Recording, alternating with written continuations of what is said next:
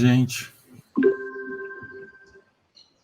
Bom, boa tarde a todos, sejam todos bem-vindos, sejam todas bem-vindas ao nosso seminário de Matemática Aplicada, comemoração dos 20 anos do seminário, tá? Para as pessoas que estão de fora, que não conhecem, o seminário funciona, de um modo geral, às terças-feiras, já há um bom tempo, e é mais ou menos religioso, ou seja, a gente quase que não perde o seminário, ou seja, então são mais ou menos 15, 16 semanas por semestre. Isso dá mais ou menos 30 seminários por ano, durante 20 anos, isso dá uns 600 apresentações que a gente tem. É claro que a grande maioria é feita por nós mesmos, né, aqui da Unifei, por questões de facilidade, vamos chamar assim, e sempre que a gente podia, a gente convidávamos, né, pessoas de fora para enriquecer o seminário, mas havia dificuldade da chegada em Itajubá, né? A locomoção para Itajubá não é muito simples, a Joyce sabe disso, tá? Itajubá é meio difícil de chegar, linha de ônibus, acesso, etc. E com o advento dos recursos tecnológicos, resolvemos fazer já o terceiro ou quarto semestre que a gente está fazendo online, e tem dado certo, tá? E com isso a gente extrapolou um pouquinho o que a gente costumava fazer, e convidamos cada vez gente mais importante, né? E o que tem dado certo esse semestre. O que é bom, muito bom para a gente. Tá?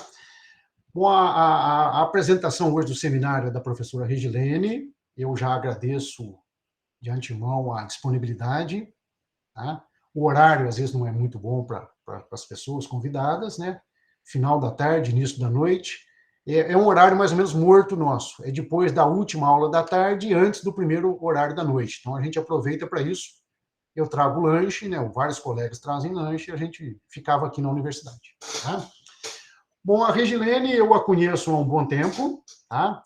Mais especificamente desde o término do doutorado dela, lá no ICMC, no ano 2000, orientada pelo professor Farid Tari, e depois viemos nos conhecer de maneira mais próxima, durante o estágio dela de pós-doutorado, e meu em particular de pós-doutorado, lá em Barcelona, podemos dizer assim.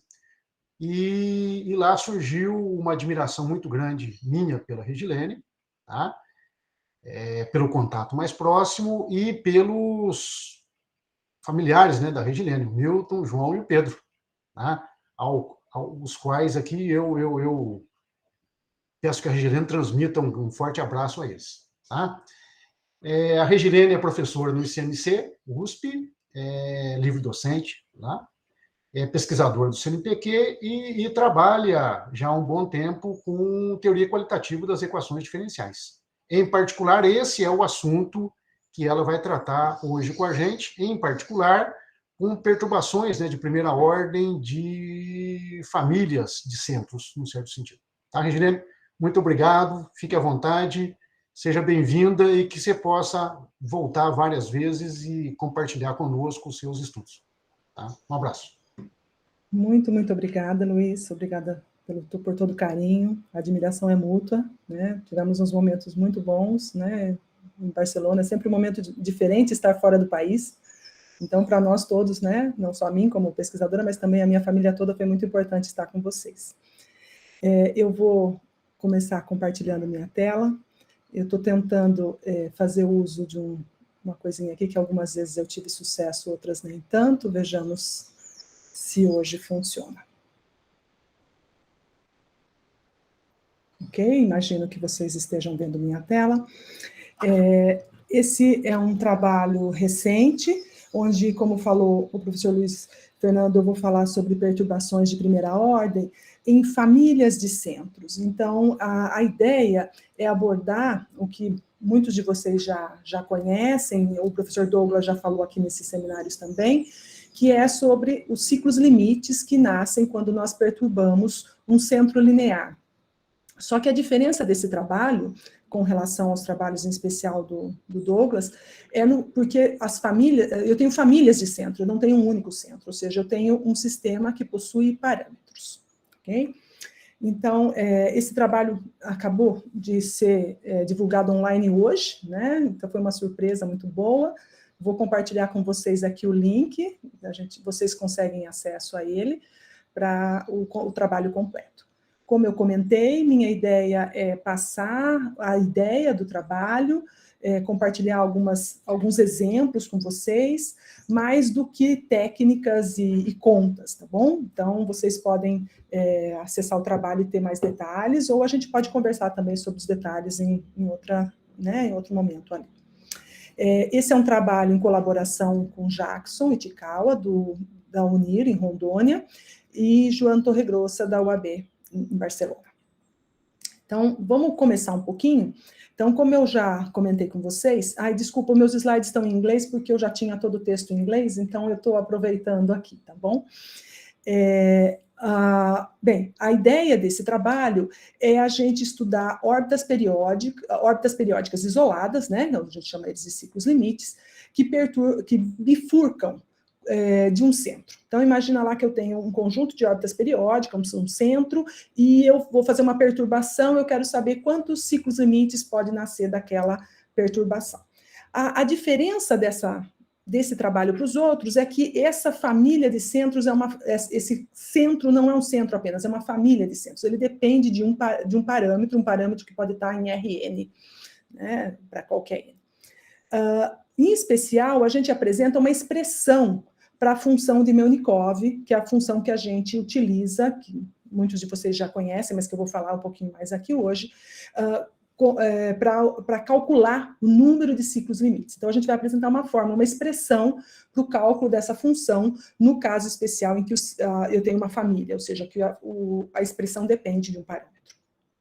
Então, para começar, de uma maneira que todos possamos falar a mesma linguagem, eu começo recordando que um ciclo limite nada mais é do que uma órbita periódica isolada no conjunto de todas as órbitas de um sistema diferencial planar. A gente costuma denotar por Hn o número máximo de ciclos limites que um sistema planar de grau n pode ter, e isso também é o que a gente chama, investigar o Hn, é também conhecido como o 16º problema de Hilbert. Até o momento, a determinação desse Hn para cada n é um problema em aberto e tem sido explorado intensamente, há muito tempo. Então, devido a essa dificuldade de encontrar uma expressão geral para Hn para todo n, a estratégia tem sido encontrar limitante inferior para o número, alguns trabalhos até superior, mas a grande parte são limitantes inferiores para o número Hn ali. E uma técnica que tem sido bastante empregada nessa busca pelo Hn é a teoria do averaging, ou a teoria da média. Tem muitas palavras que designam essa técnica. Muitas vezes a gente trabalha o que é chamado apenas da teoria da média de primeira ordem, outras vezes até com ordens superiores, como falou o Douglas no seminário dele há 15 dias. Mas a ideia é traduzir, ou seja, reduzir o problema de estudar o número de ciclos limites simples que um sistema tem a encontrar o número de zeros simples de uma determinada função, que a gente costuma chamar de função de Melnikov. Outras pessoas chamam de Poincaré-Melnikov, também tem o do Pontriago-Melnikov. Então, na verdade, tanto Poincaré, Pontriago como Melnikov foram responsáveis por fornecer as ferramentas que a gente vai empregar no cálculo na escrita, na expressão dessa função, cujos zeros vão nos levar ao número de ciclos limites que um sistema pode ter. Bem, para fixar a notação, eu vou relembrar algumas expressões aqui. Vejamos, eu não estou conseguindo mover como eu quero. Aqui. Então, vamos recordar. Isso também, no recordar, eu acabo explicando um pouquinho as restrições... Ai, desculpa, eu sempre faço isso que eu não posso fazer. As restrições que essa técnica apresenta. Então, aqui eu tenho a seguinte situação. Assuma que eu tenho um sistema planar, da forma x ponto igual a uma expressão, y ponto igual a uma outra expressão, de maneira que este sistema admite um fator integrante, inverso. Só um pouquinho, fiz caca.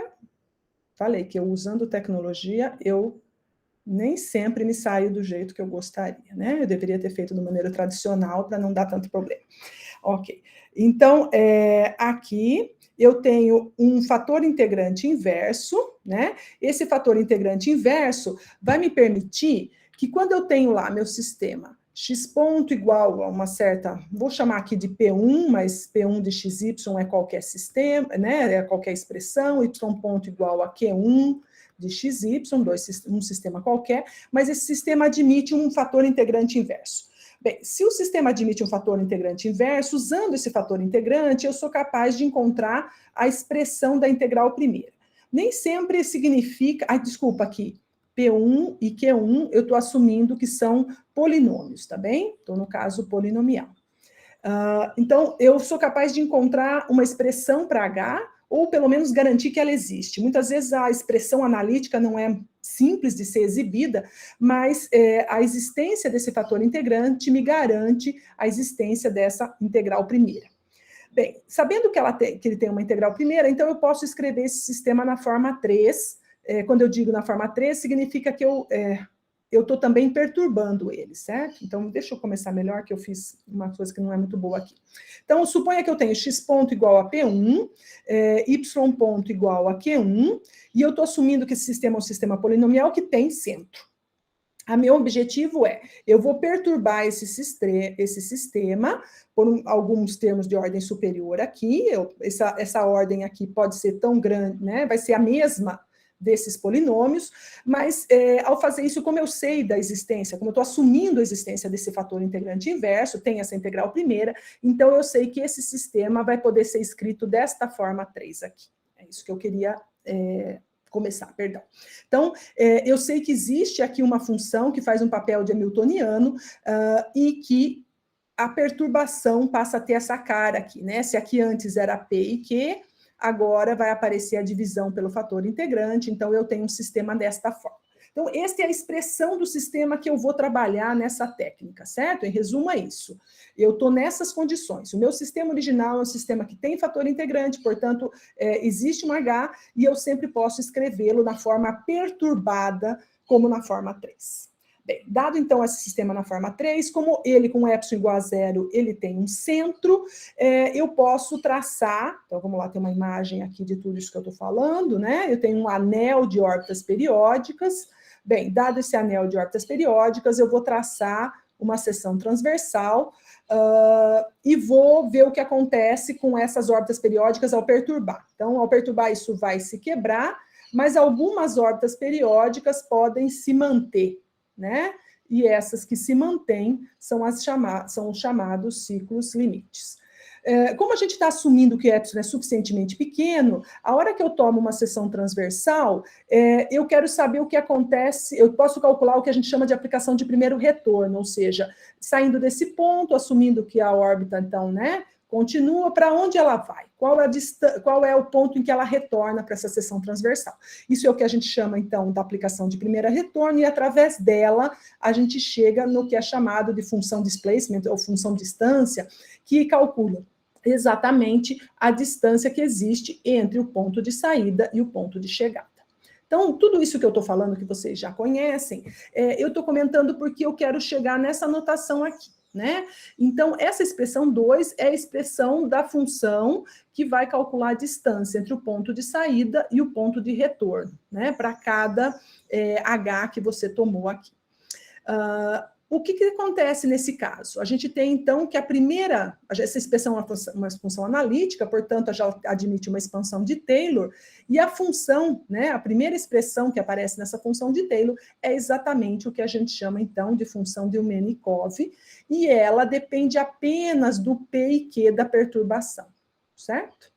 Então, essa que a gente está denotando aqui para o M1, quero que vocês olhem bem para essa expressão, porque ela depende de P e Q e depende da H, então a gente está integrando uma unforma ao longo de ovais, tá certo? Porque aqui eu estou considerando H num certo intervalo, onde, para epsilon igual a 0, isso aqui são ovais. Bem, isso vocês já conhecem, já devem ter tido contato. Isso na literatura, então, a investigação sobre o número de zeros dessa M1 é o que a gente também conhece como versão fraca do problema de Hilbert, e foi proposto por Arnold em 83. E como eu comentei, essa função é uma função que depende dos parâmetros de perturbação P e Q, e se esses parâmetros de perturbação aqui forem polinomiais, então a situação também é bem mais delicada, né? Mais tranquila, vamos falar assim, não é tão delicada, porque ela vai ser também funções que dependem linearmente dos coeficientes de P e Q. Mas onde é que entra o nosso problema? Vamos falar assim, onde começa o meu trabalho? O trabalho começou assumindo que a gente não tem um centro só, a gente tem uma família de centros. Então, aquela figura que a gente tem é um centro, mas um centro que se comporta dessa maneira para diversos valores de A, onde esse A pertence a RL, L inteiro maior ou igual que 1 aqui. Bem, o que acontece nesse caso? Se a família depende de um parâmetro, é claro que a integral primeira e o fator integrante inverso também vão depender desse parâmetro A.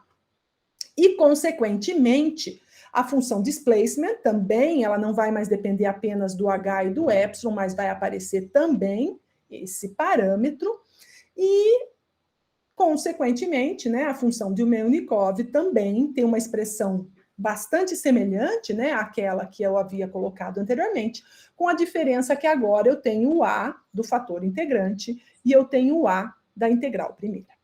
Tá? E aí que começa a nascer a dificuldade, porque calcular a integral primeira de uma forma com parâmetros, até que tem casos que a gente consegue. Mas aqui a gente tem eu tenho uma família de ovais. E aqui é que o problema começa a surgir, certo? A dificuldade agora é calcular essas integrais dessas formas que dependem do parâmetro sobre uma família de ovais que também depende do parâmetro. Nesse sentido, existem alguns trabalhos, mas, em geral, esses trabalhos fixam para um A específico o cálculo dessas integrais. Pelo menos até o que a gente viu, não encontramos uma situação em que essa situação era resolvida, esse problema era resolvido para todo A, ou pelo menos para todo A suficientemente pequeno, como é na nossa abordagem. Ok? Bem, então, o que a gente vai fazer nesse caso? Então, aqui o nosso primeiro resultado traz exatamente uma expressão da função de Melnikov, no caso em que a gente tem o parâmetro A. Então, esse é nosso primeiro resultado, nossa primeira contribuição, qual é a expressão da função de Melnikov nesse caso. Isso não é algo muito complicado, ele segue de um resultado da física, mas que, por alguma surpresa, não havia sido ainda utilizado, né, nesse contexto. E no segundo resultado, a gente vai trazer exatamente a parte dessa função. Note que aqui eu não estou chamando ela de função de Melnikov, porque, de fato, ela não é a função cujos zeros vão me dar o número de ciclos limites. Ela é a função M1 que eu obtenho se eu pensar exatamente na M1 como no caso anterior em que não tinha parâmetros, tá bom? Então, essa é a expressão que aparece no primeiro jato, né, da expansão em Taylor da expressão que nós tínhamos lá da função displacement. Então, vamos primeiro, né, para esse resultado, e mais para frente eu explico um pouquinho mais sobre essa situação, que ela não é a função de Melnikov no caso, ou seja, não é o número de zeros desta função que vai me dar um número de ciclos limites. Então, mas vamos primeiro entender essa expressão que ela tem. Então, aqui a ideia é a seguinte: assuma que eu estou nas condições anteriores, portanto, eu tenho um sistema, o sistema planar, tem um centro na origem, esse centro, então tem lá uma família, né, de órbitas periódicas, mas essa família depende do parâmetro A em RL.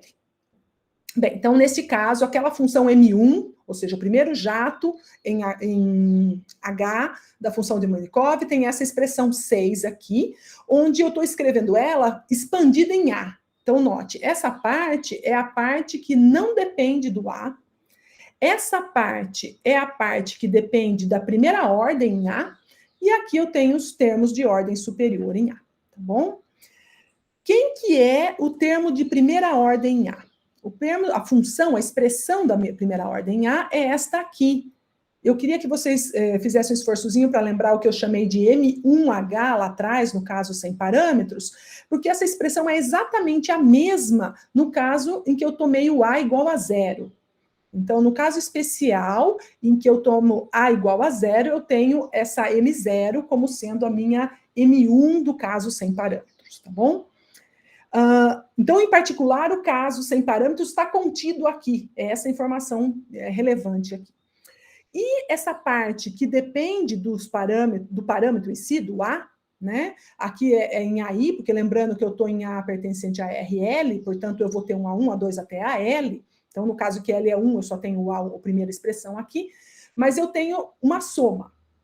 Essa soma ela nada mais nasceu do que a gente encontrar a derivada daquela função, daquela expressão que eu mostrei antes para vocês, que dependia de uma integral sobre uma família de ovais de uma unforma, que dependia do parâmetro também. Então, vamos observar que isso está embutido aqui. A gente consegue enxergar que o que está aqui dentro, nessa MI, ou aqui, nada mais é do que a derivada dessa expressão aqui quando tem A, certo? A derivada parcial com respeito ao parâmetro, né? Como essa parte de cima não depende de A, então a expressão da derivada, então o que eu tenho aqui, nada mais é do que a derivada do integrando calculada sobre a oval quando A igual a 0.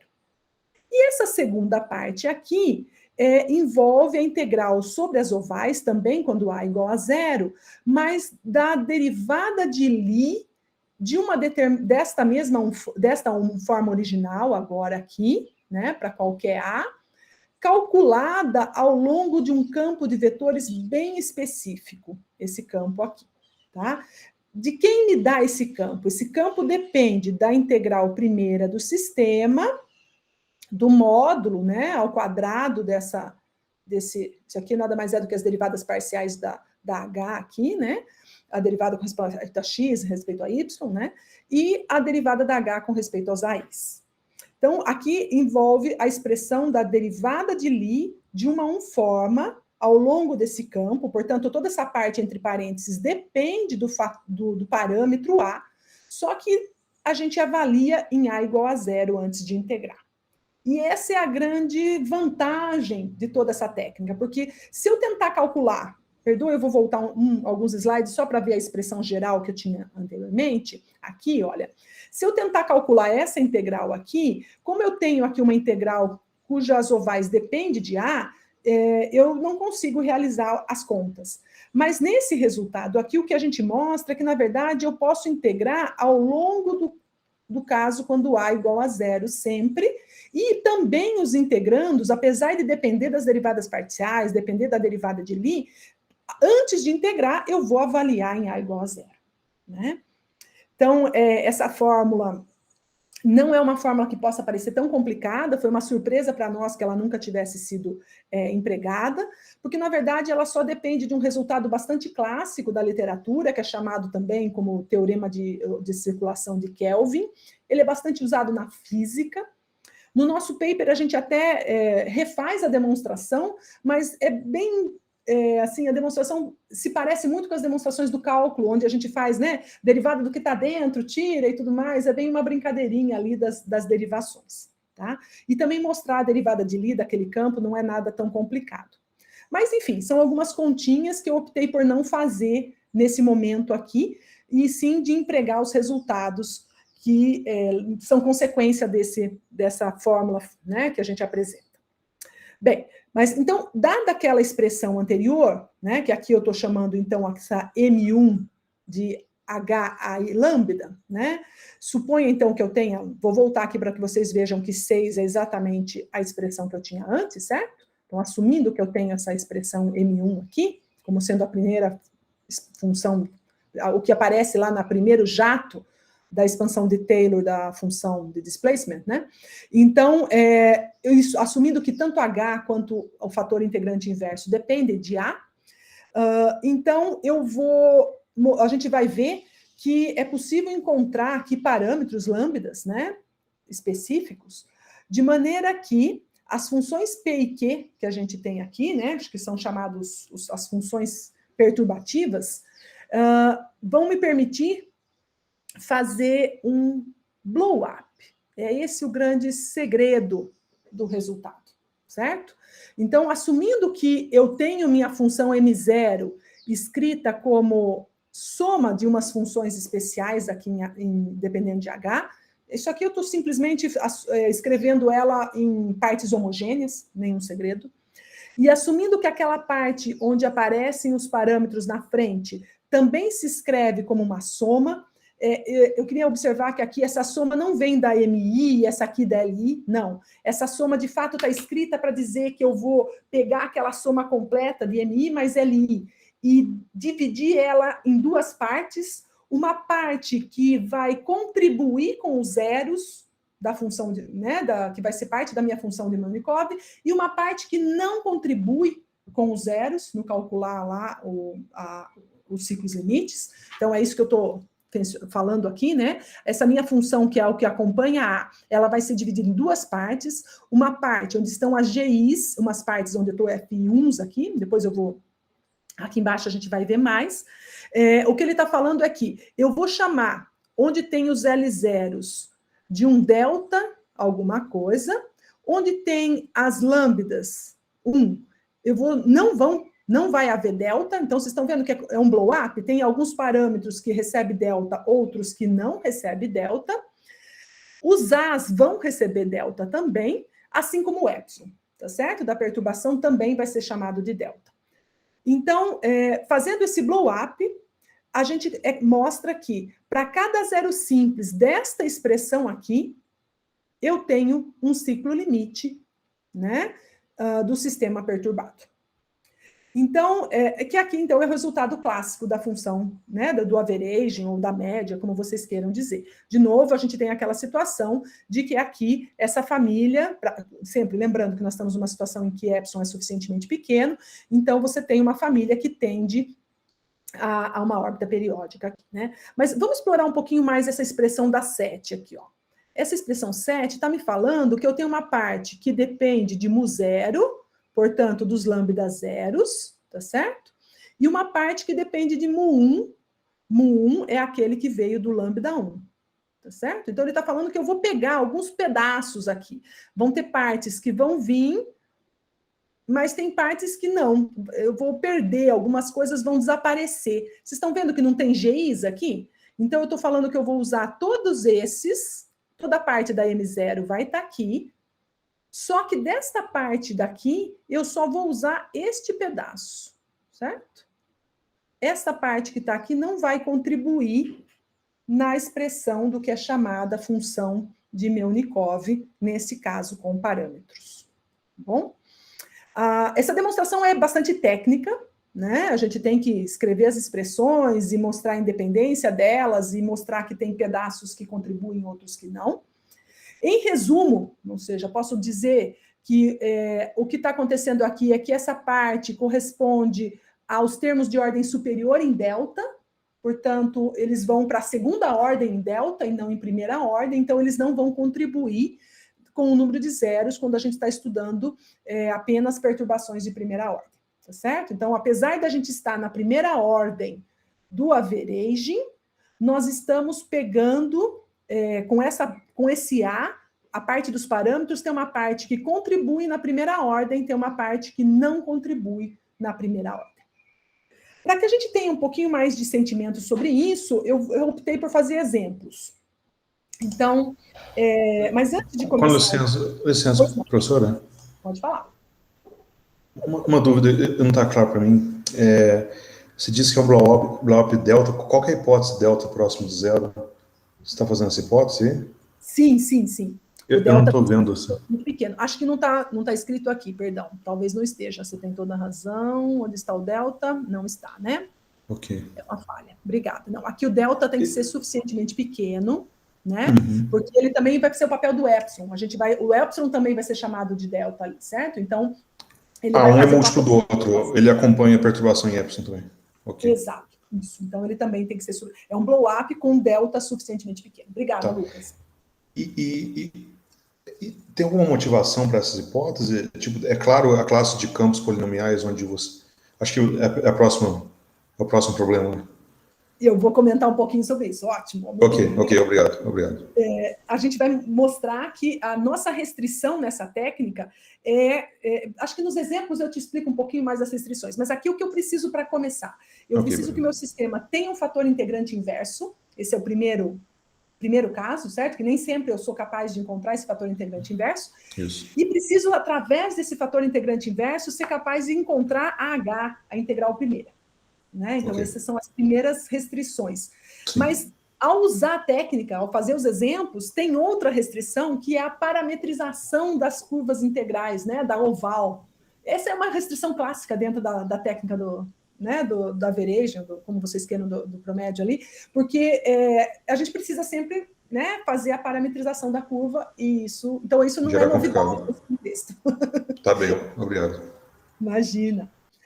Mas então, aqui a gente está comentando aqui que essas funções que a gente definiu, M0, M1, L1 e tudo mais, são funções, né, definidas sobre integrais de curvas fechadas do sistema não perturbado. Então, como eu enfatizei antes, a grande vantagem dessa expressão que a gente está apresentando é que o epsilon igual a zero, quando o epsilon igual a zero, o A também é zero, e a gente não precisa integrar considerando os parâmetros. Mas, como comentou ali o Lucas, a gente só está trabalhando no caso de perturbações, a gente só vai poder aplicar essa técnica no caso de ciclos limites de pequena e média amplitude, ou seja, procurar casos de Hopf e Leonikov, né? Na literatura são esses os nomes empregados. Não posso buscar aqueles ciclos limites para um delta, um epsilon grande, tá bom? Então, eu tenho uma limitação ali também. E o ponto-chave desse resultado, né, esse mecanismo para calcular os ciclos limites de famílias de centro é o blow-up. Mas esse mecanismo não foi uma ideia nossa, não é algo novo, não. Na verdade, se a gente procurar nos trabalhos do Mortier e do Roussari, de 2006, eles já usam isso em alguns exemplos. Eles só não, digamos assim, talvez não tenham enxergado tudo que a gente conseguiu ver até esse momento ali, tá certo? Mas foi chave para a gente ter visto a ideia deles de empregar o blow-up em situações como essa. Outro trabalho também que motivou bastante essa investigação através do blow-up foi o trabalho do Ginet, do Gouveia e do Torregrossa, publicado agora em 21, onde eles vão estudar também a existência ali, a ciclicidade de algumas situações, de umas famílias também de centro, mas eles fazem isso usando algo muito semelhante a um blow-up. Então, o trabalho deles é que motivou a gente a tentar um blow-up nesse caso aqui, tá bom? Mas vamos tentar aplicar isso em exemplos para ver se fica mais claro qual é o mecanismo, né? Em vez de entrar nas demonstrações, nas técnicas, eu estou escolhendo fazer alguns exemplos para ver se a gente visualiza o que está acontecendo. Então, vamos começar com uma situação bastante familiar, vamos falar assim, porque eu vou escolher um sistema que já é hamiltoniano, portanto, o fator integrante inverso é 1. Muitas vezes esse sistema é conhecido também como sistema potencial, e no caso, como ele é de grau 5, a gente chamou ele de potencial quíntico. Acho que é mais normal, mais usual na literatura, o potencial cúbico, né? Que é o caso em que a gente para aqui em grau 3, tá bom? Não tem essa parte aqui. Mas aqui a gente fez com cúbico, com quártico, com quíntico, e eu estou trazendo aqui o quíntico. No paper, vocês podem ver com bastante detalhes as contas do caso cúbico.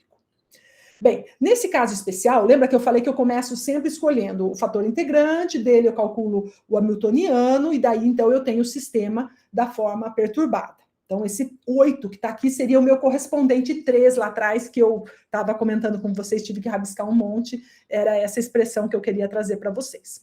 Então, nesse caso especial, como eu estou num caso, como trata-se de um sistema de grau 4, então a gente vai assumir que as nossas perturbações estão na mesma classe do sistema, ou seja, P e Q são polinômios de grau 4. Vamos assumir ainda que os parâmetros aqui, A1, A2, A3, estão em R3, que esse epsilon é suficientemente pequeno. Isso é o que a gente usualmente assume nesse contexto. Mas o resultado nos fala o seguinte: se o A for diferente de zero e suficientemente pequeno, então aí entra a pergunta do Lucas, né? Por que o delta precisa ser pequeno? O A também tem toda a relação com o delta. Então, o resultado nos fala que existe parâmetro lambda, tal que esse sistema 8 aqui, perturbado, né, admite 3 ciclos limites que bifurcam do anel de órbitas ali, quando a gente considera a teoria da média em epsilon de primeira ordem. né? Então, a gente está só olhando para o caso de primeira ordem, e aí nós temos 3 ciclos limites. A pergunta é, isso é muito diferente do caso em que eu não tenho esses parâmetros, né? Então, lembrando que quando eu não tenho esses parâmetros aqui, eu estou no caso do centro linear, e o centro linear não tem ciclos limites, tá certo? Outra pergunta usual é, eu preciso dos 3 parâmetros para ter os 3 ciclos limites? Cada parâmetro me traz um ciclo limite? Então, a gente vai ver na demonstração qual é exatamente o papel desses parâmetros nesse nosso estudo. Ou seja, a minha proposta aqui é aplicar tanto o teorema lá, que nos dá a cara da expressão da M1, né, original, quanto a cara da N1, que é a função de Melnikov, desse caso em que temos parâmetros. Então, vamos começar aqui, isso aqui é o que já falei, vamos começar aqui parametrizando as nossas órbitas, né? Nosso centro linear. Então, como nosso centro é um centro linear, então eu estou parametrizando x como h cosseno θ, y igual a h seno θ, todas são circunferências. Aplicando essa transformação e aquelas expressões muito feias lá, né, do nosso teorema que tem a fórmula fechada, vocês podem calcular essas expressões, o computador faz a continha, certo? Então, nesse caso, V é 1, como V é 1, a derivada de V com respeito aos parâmetros é 0, portanto, as M1 são nulas, e as L1s são exatamente o cálculo daquela expressão da derivada de Lie do campo dado. Então, isso é uma questão, as expressões todas estão, você pode colocar, por exemplo, no Maple, no Matemática, e mandar o computador fazer, e você chega nessas expressões polinomiais aqui. Note que elas dependem apenas dos PIJs e QIJs, que são exatamente os parâmetros das perturbações P e Q, tá? Então, feito essa conta, vamos falar assim, né, exatamente como manda lá o teorema da circulação de Kelvin, vamos começar a entender que cara tem a nossa função M1 original. Então, a nossa M1 tinha uma parte de M0, que não dependia de A, uma parte que tinha um A L1, certo, gente? Porque lembrando que a M1 é 0, depois um A2 L2, mais um A3 L3. Eu tenho 3 parâmetros, tenho 3 partes, né, de primeira ordem. Aqui, o que a gente fez foi, vou retornar um pouquinho só para vocês visualizarem. Aqui o que a gente tem, a nossa M0, ela é formada por uma parte em H4, uma parte em H2. Vou para frente para vocês verem o que a gente fez. A gente só fez uma mudançazinha de coordenadas. Olha, eu tenho uma parte em H4, uma parte em H2. Eu só renomeei, tá certo, gente? Chamei o que acompanha H4, ou seja, toda essa parte aqui de lambda 0, 1, 0 porque está no 0 aqui, e esse aqui de lambda 0, 2, porque 0, porque está ainda na parte 0, perdão, fui para o lado errado, tá bom? Perdão, lambda 0,1 e lambda 0,2. Então, renomeamos as variáveis e fomos levando essa mudança de coordenadas. Nosso objetivo é descobrir quais são as partes independentes, tá bom? Então, se vocês observarem, fazendo esse mesmo processo agora para L1, L2, L3, note que o que está aqui dentro, esses parâmetros se repetem aqui, certo? Apenas com outros números, né? Mas os mesmos parâmetros. Mesma coisa acontece aqui, esses parâmetros aqui estão aqui, esses daqui estão aqui, e esses daqui estão relacionados com este aqui. Portanto, eu não tenho funções independentes. O que a gente fez aqui, ao falar que nós fizemos uma mudança de coordenadas lineares, a gente só foi fazendo mudança de coordenadas para descobrir quais expressões dependem de quê, né? Então, o L02 está aqui, o L02 está aqui, o L01 está aqui, o L01 está aqui, e assim, né? Descobrindo, encolhendo um pouquinho a expressão, mas essa expressão nada mais é do que, então, feito essa mudança de coordenadas. Agora, então, a gente vai aplicar o blow-up. Então, ao fazer esse blow-up, eu queria que vocês observassem que a maior grau que está aparecendo nessa expressão aqui é exatamente o H8, certo? Se eu pensar o grau em H, que essa função é uma função que depende de H e dos lambdas aqui, então o maior grau é o 8. Então, a gente começou aqui, olha, esse 8 tem essa expressão aqui, né? Então, olha, lembra que a gente falou que tem algumas partes que eu vou só chamar os lambdas de mu, né? Mas aqui eu tenho um A3, esse A3 eu vou chamar de delta, então, aqui eu dividi, como é blow-up, eu tive que dividir por um delta, né, elevado a uma potência. Então, por isso que a gente não está enxergando ele aqui, mas a princípio ele poderia estar aqui, que vem desse A3, e esta parte que está aqui em H8. Daí H6, olha, H6, eu tenho esse H6 aqui, então esse delta, na verdade, está assim, por enquanto, vocês estão vendo minha coordenação motora com essa caneta, né? Então, eu tenho esse pedaço aqui que está aqui, eu tenho esse H6 que está aqui, eu tenho esse mu1 aqui, mu1, 2, ele vem do lambda 1, 2, que também está no H6 aqui, esse mu1, 3 vem desse cara aqui, mas vocês não encontram esse aqui, ó, certo? Porque, na verdade, ele já estava nessa expressão, ele já era a combinação dos outros. Então, ele é um pedaço que está na M1, mas que ele não precisa estar na parte que vai contribuir com os zeros, porque ele é a combinação linear de outros, né? Então, por isso, ele não aparece. Esse pedaço é a parte da M1 que não contribui com a N1. E assim continuamos. A parte do H4, eu vou ter o mu0 lambda, que vem do lambda, vem aqui, né, desse pedaço aqui, o mu1 é desse pedaço aqui, né, e este vem deste. Então, tem pedaços, tem partes que não contribuem. Lembrando que todo mundo que tem aqui recebeu um delta, né, e depois, então, essa parte não tem delta, mas as expressões em lambda 0 ganham delta. Vou voltar um pouquinho para vocês verem isso lá atrás. Dá licença um pouquinho. No nosso teorema, ai, ficou muito longe, mas olha, as partes de lambda 0 ganhavam delta, a parte de lambda 1 não ganhava delta, e a parte de A ganhava delta. Então, aplicando essa ideia, né, que é o blow-up em si, o que nós estamos fazendo aqui, a parte de lambda 0 está ganhando delta, por isso esse delta está em evidência, a parte os As ganham delta, e aí justifica que aqui, por exemplo, é uma parte que tem delta, mas já foi usada, então, na verdade, esse cara aqui, ele estaria escrito mais para frente aqui com o delta ao quadrado. Olha o lambda 0 que tem delta, e aqui já tem delta. Então, na verdade, esse cara aqui está aqui no delta ao quadrado.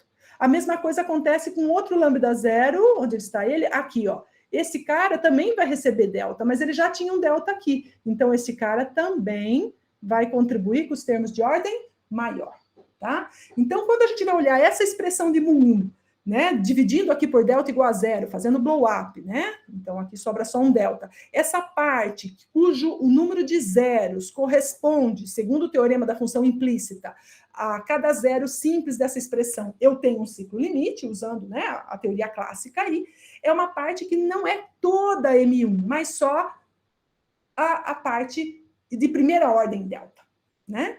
Então, olhando para essa é uma função onde todos os coeficientes são pares, né? Começa em H2, portanto, a gente conclui aqui que nós temos 3 ciclos limites, certo?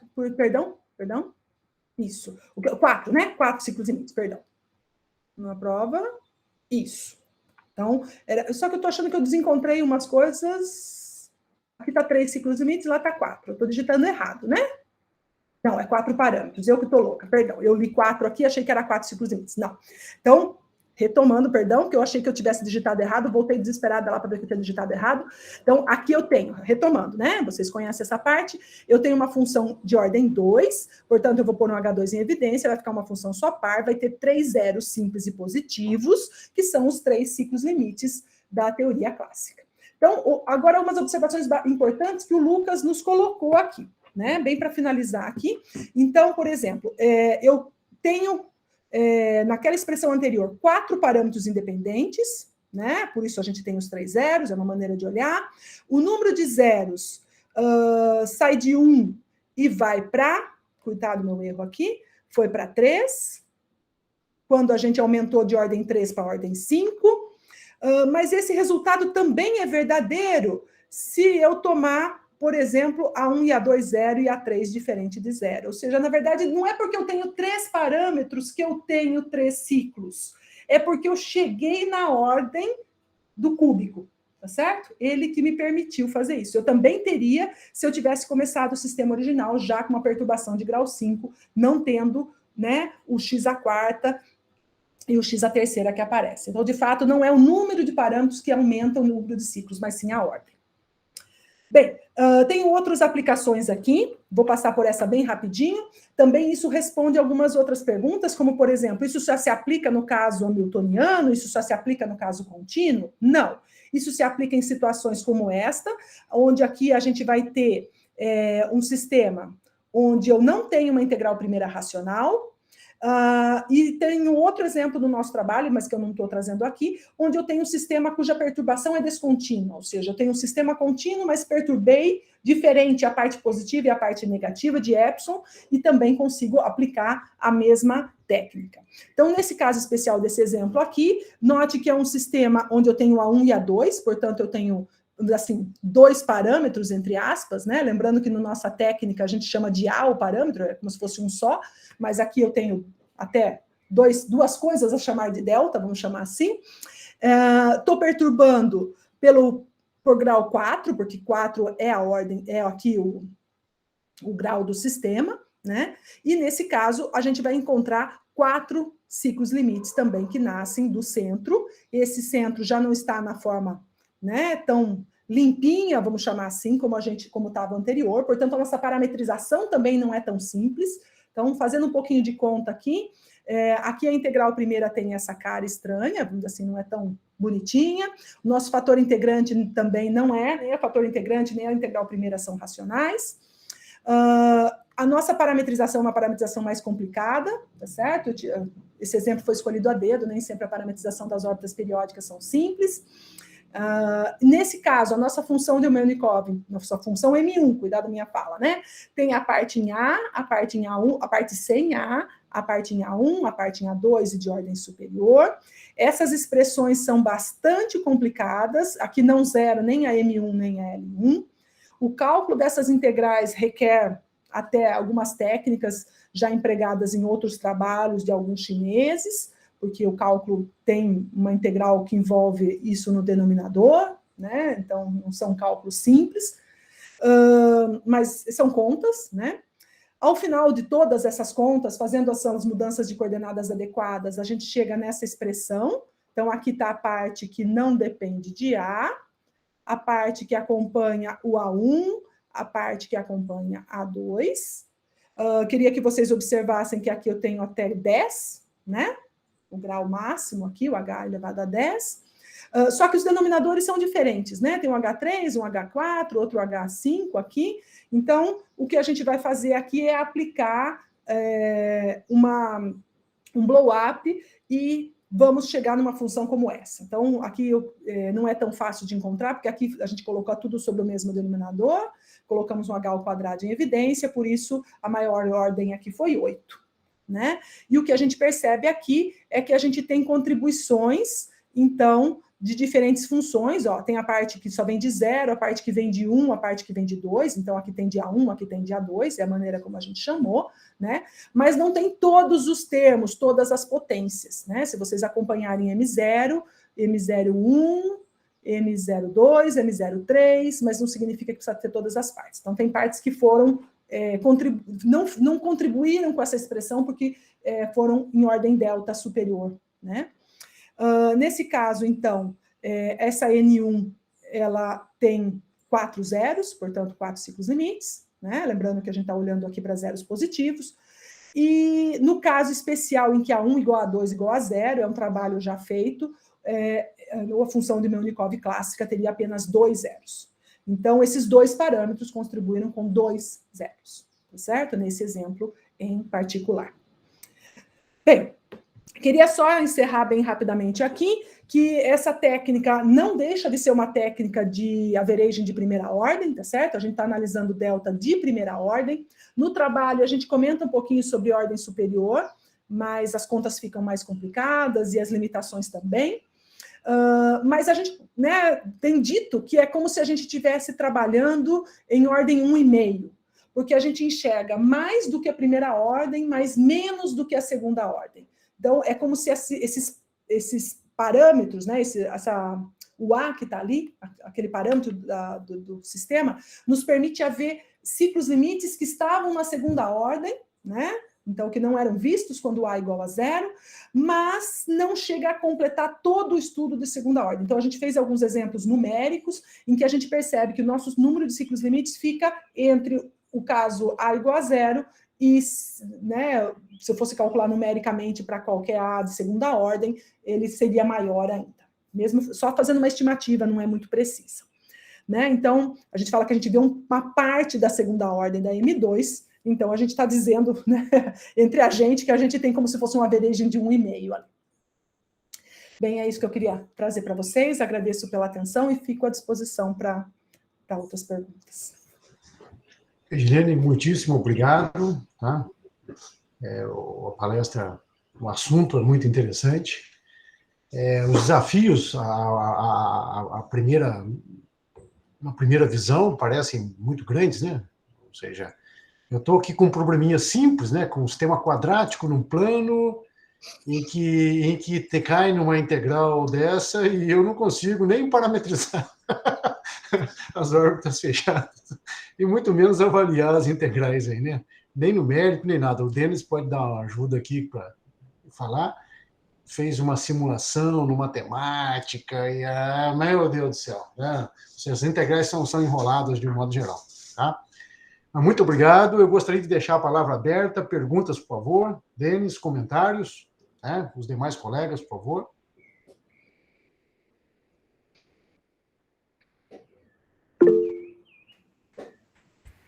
Vai lá, professor Edson. Muito obrigado, Regiane, pelo seu seminário, foi bastante interessante.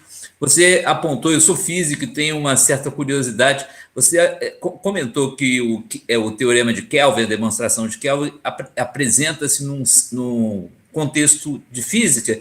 Qual seria ele? Só uma curiosidade minha? Então, eu não sei dizer com tanta precisão, mas a gente estava conversando com um professor da física, em especial o Torre Grossa estava conversando, e ele falou assim, não, esse resultado na física é muito claro, a gente faz muito isso de derivar ao valor do parâmetro e Então, isso é o teorema da circulação de Kelvin. Tá bom, ele falou de uma maneira como se fosse tão simples.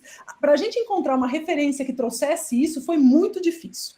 Então, a gente achou um livro, está no nosso trabalho, eu não sei agora de cabeça dizer, onde tem lá o enunciado bonitinho, mas a gente achou tão difícil que no nosso paper a gente faz a prova, porque a gente não tinha nenhuma noção onde isso estava, né? Foi muito difícil de encontrar. Então, a gente só escreve que é o teorema clássico, porque foi assim que o físico falou para nós.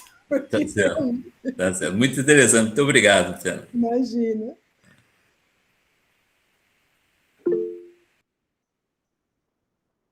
Professora Cidinha, seja muito bem-vinda de novo, vai ficar à vontade. Oi, Regilene, muito obrigada pela palestra, gostei. Eu sou de fora da área, não entendo muito, então eu fiquei com algumas dúvidas. Assim, por exemplo, no exemplo, quando você toma a deformação dada por P e Q, que você disse que no primeiro exemplo, é de grau 4, você está assumindo que o 1 jato é nulo, quer dizer, ou você pode perturbar também a parte linear. Em geral, a gente assume que aqui a perturbação, a gente fala que é de grau 4, P e Q, tem todos os... Vamos até olhar aqui a hora que escrevemos. Aqui, nesse caso, eu não escrevo, né? Mas no outro exemplo, eu escrevo certinho. Ó, a perturbação começa, inclusive, com termos constantes, certo? A J igual a 0 e tal. Então, a gente está fazendo a perturbação completa. O grau é só o limitante superior para a perturbação, né? Mas tem todos os termos. Daí, o que a gente tem... todos os termos, mas a gente está assumindo que o Q de 0, 0 é 0. Então, na verdade, a gente começa de grau 1, certo? A gente não tem o termo constante, né? A gente tem de 1 a 4. Você está mantendo o ponto, a origem como um ponto... Senão a gente tem que transladar de novo, né? Então, é isso. E a outra pergunta é a seguinte, a sua função lá que você definiu logo no começo, acho que é M1, que ela é dada pela integral de uma uniforma, mas essa uniforma, ela é definida como um quociente, certo? Então, eu queria saber um pouco o que você pode dizer das classes de diferenciabilidade dessas funções. Então, de modo geral, isso não é simples, mas para nós, elas vão ser racionais, porque nós estamos assumindo que perturbações são racionais. Bem, O que acontece nesse caso aqui, né? O V não precisa ser polinomial, né? A gente viu exemplos em que o V é racional também. Então, ela é muito mais geral, né? Nesse exemplo que eu acabei de fazer, o último, a função, que acho que eu não escrevi a expressão dela porque elas são enormes, mas olha, o V aqui é uma raiz quadrada de alguma coisa. Então, eu vou ter P e Q polinomios, mas eu dividido por funções racionais. Então, como depois a gente vai parametrizar e tudo mais, essas expressões ficam bastante feias mesmo, e é como o Luiz falou, a dificuldade dessa situação é exatamente realizar, né, efetuar a integral que é necessária. Então, o resultado pode aparecer bonito, né, no sentido de ter a expressão, mas colocar ele em exemplos nem sempre é fácil devido à dificuldade que a gente tem em calcular as integrais que estão envolvidas. Então, para nós aqui, elas são diferenciáveis fora da origem, alguma coisa assim, numa pequena vizinhança, mas vai depender. Eu não sei qual local é o seu problema, né? Mas numa vizinhancinha da origem, aí tudo bem, talvez você possa até dizer que elas sejam analíticas, porque o denominador não se anula, né? Isso. Na origem. Não, isso. Elas, nesse sentido, sim. P e Q polinômios, V pode ser... Na maneira como a gente trabalha, é que aqui, assim, na demonstração, o que está assumindo na demonstração, né? A gente está assumindo diferenciabilidade, porque tem derivadas parciais de V aqui, né? A gente tem, no caso, as derivadas parciais de V. Então, é necessário, pelo menos, que às vezes tenham derivadas parciais. Mas, como um todo ali, a conta ali precisa só ter a derivada da função, ser contínua. Para o resultado em si, a derivada parcial basta. Para usar num exemplo, aí é outros 500. Tá certo. Tá bom, obrigada, Regilene. Imagina. Mais perguntas, comentários, por favor? Pessoal de fora, o professor Alex Carlucci está aqui. Joyce, por favor. Eu vou fazer uma pergunta que eu não sei se eu acompanhei direito. Na hora que, acho que é o próximo slide, no teorema, tem aquela função que dá o número de ciclos e limites e ela não coincide com essa que você começou. Para separar as que contribuem para o número de zeros aí, você estava olhando só para o grau do delta? É que no exemplo eu achei que eu tivesse entendido isso, mas eu não sei se é isso. Isso. Aqui, nesse primeiro exemplo, é onde melhor a gente consegue enxergar isso, certo? A mudança de coordenadas, o blow-up lá, o que a gente faz é o seguinte, onde tem lambda zero, fica um delta mu zero. Né? Então, ganha lambda. Os As, né, qualquer AI, também ganha o delta. Mas onde tem lambda 1, continua sendo só mu1, de primeira ordem. Ok. Né? Então, o que a gente percebe aqui, olha, esse aqui vai ganhar delta, aqui vai ganhar delta, aqui vai ganhar delta. Aqui, ó, aqui tem um que vai ganhar delta aqui e vai ganhar delta aqui. Né? E aí esses são os que não contribuem. Exato. Por que não contribui? Porque a gente está fazendo um estudo de um average de primeira ordem em delta, certo? Depois. Então, e sempre acontece isso. Não é um caso particular aqui do exemplo. Não. A gente enxerga isso na demonstração. Ok, certo. Legal. É que na demonstração, imagine quantos índices e subíndices tem, certo? Sim. Eu achei que a demonstração aqui ia ser muito chata. Então, eu achei que era mais fácil explicar a ideia num exemplo do que fazer a prova, né, com as tecnicidades necessárias. Mas é isso que a gente está enxergando lá, certo? A parte que contribui, o que significa contribui, né? O que já está aqui fora, note que o que está aqui dentro é a parte que ele é dependente da parte anterior, certo? Então, ele já é dependente. Se lá fora ele ganha um delta, aqui também ele vai ganhar, então, na verdade, ele vai contribuir com o que seria o average de segunda ordem em delta. Então, ele não vai estar na função de Melnikov de primeira ordem em delta. Sim. Né? Então, usando a teoria clássica agora para o delta, né? Porque é isso que a gente faz depois da mudança toda, ele não contribui. Tá bom, obrigada. Imagina, obrigada a você pela pergunta. Mais algum comentário, alguma pergunta, por favor? Não. Ô, Regilene, novamente agradeço a disponibilidade, tá? Ceder um espaço, um tempo para a gente aqui.